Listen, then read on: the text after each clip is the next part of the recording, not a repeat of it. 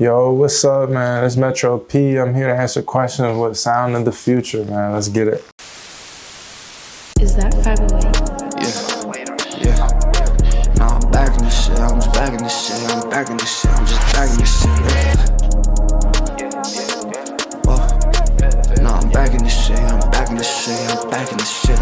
Yeah. So my name M3tr0 P. Like I said, I'm from Georgia, specifically like Canton, Georgia. It's like North Georgia.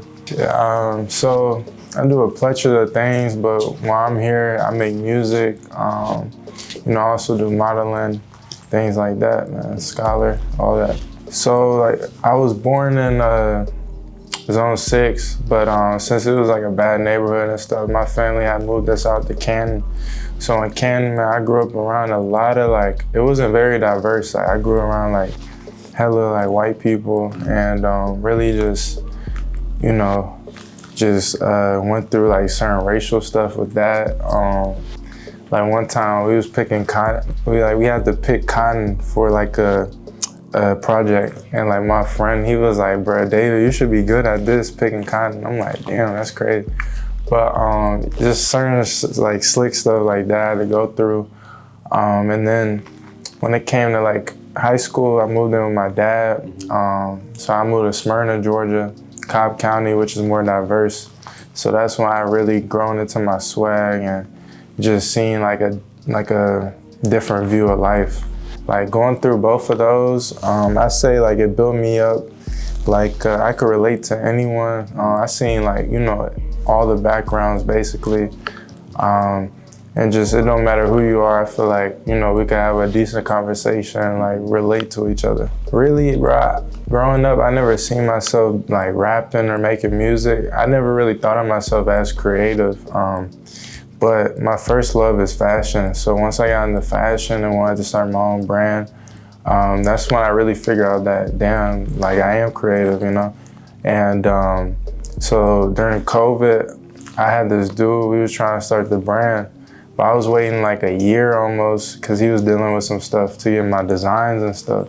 So I was like, you know what, I'm not gonna force it, I'm gonna just put it on the back burner. So then when COVID really settled in, I asked my dad to buy me a Mac.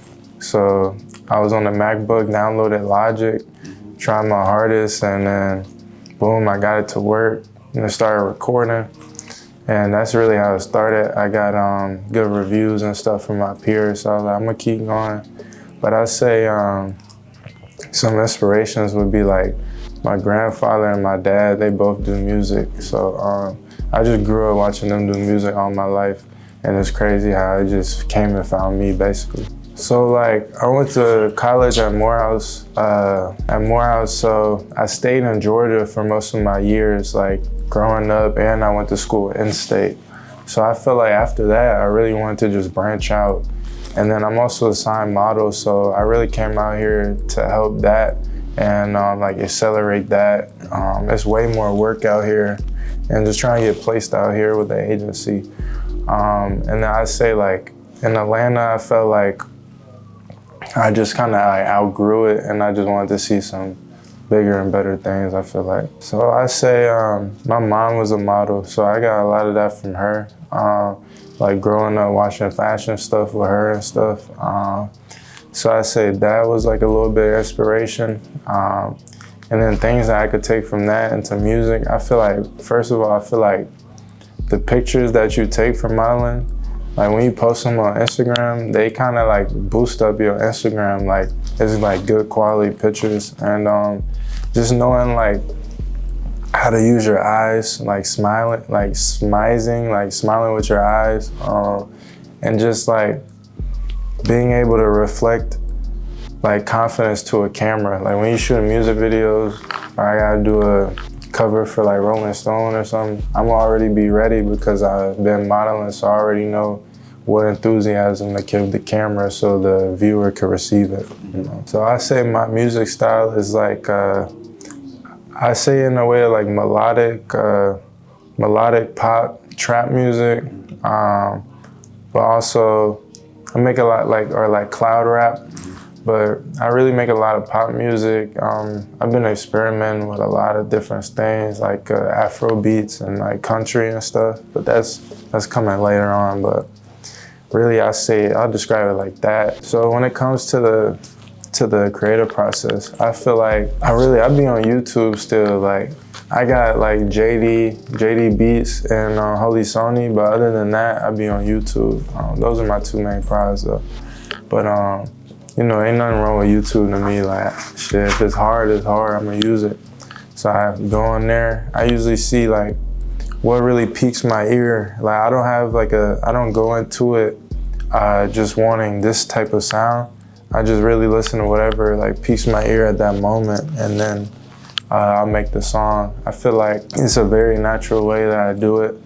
And I try not to think about too much stuff while I'm in the mode, and just like allow flow state and just splurt it out, you know, just keep going. And then once that, whatever the song makes me feel, that's what I'll name it, you know what I mean?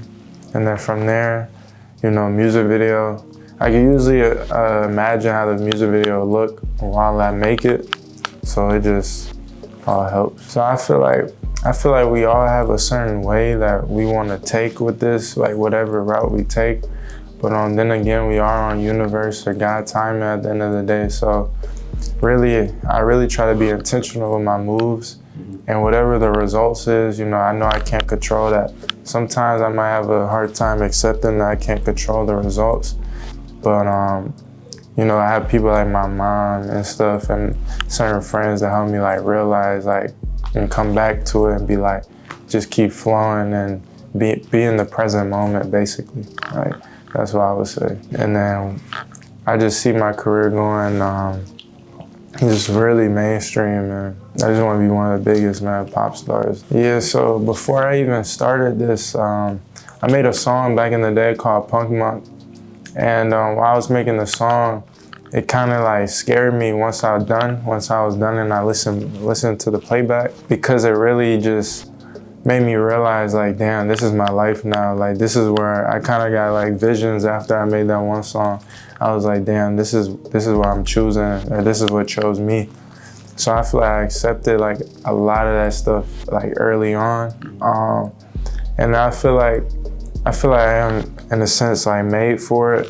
Like I don't mind like, you know, just living that pop star lifestyle, just because like I just recognize what comes with living your purpose. And like I feel like my purpose is to spread light and joy through, you know, my vocals. So if that's what comes with it, then I have to accept it, you know what I mean? So my last recent album was called Nocturnal Symphony 2. That's on all platforms. I dropped that around July 11th. It's crazy because it's November 11th now,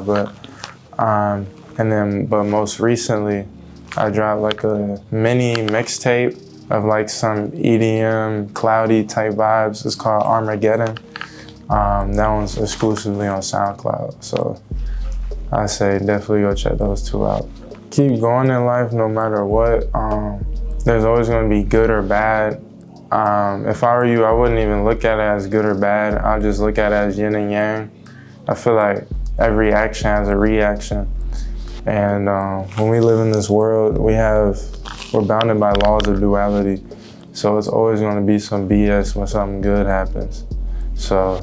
And when some BS happens, there's always something that good that happens after that. So I say just keep a level head and keep going. Back in the field, back like I never left, ready to spill. Only got one shot, I go for the kill. Could've went platinum with thoughts to drill, but I found a better way without a deal.